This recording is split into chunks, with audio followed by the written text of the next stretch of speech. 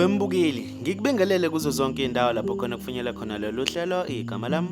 Ngingusithembiso ngikwaKandlozi. Ngicela amaqala uvashele channel of subscribe. Kanti uma ukuthi usubuye kwesibili ngikubingelele futhi ngikwamukele ohlelweni.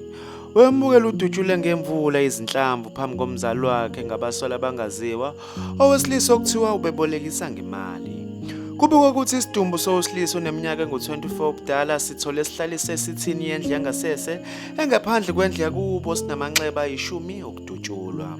Okhulumela inkampani enogada i-Reaction Unit South Africa umnumzane Pelbaram uthe bathole ucingo oluvela kwelinye lamalungu omphakathi lucela usizo lwezempilo.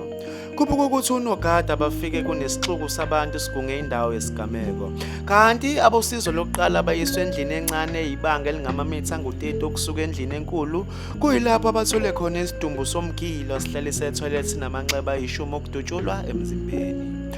Umsolo uxilonge abesizo lokuqala kodwa bathola ukuthi akusekho abebengamsiza ngakho ubesevele ethule.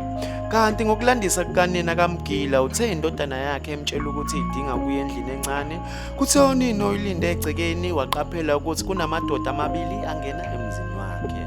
Uthe enye imesangweni ngesikhathi enye ingena ngaphakathi egcekeni iqonde endlini encane.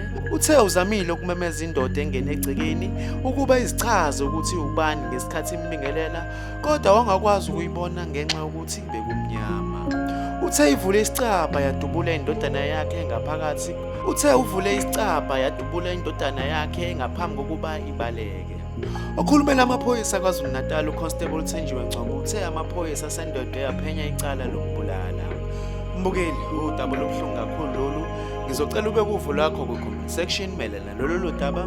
Ngizokubona kwenye video elandelayo ngithi usale kahle.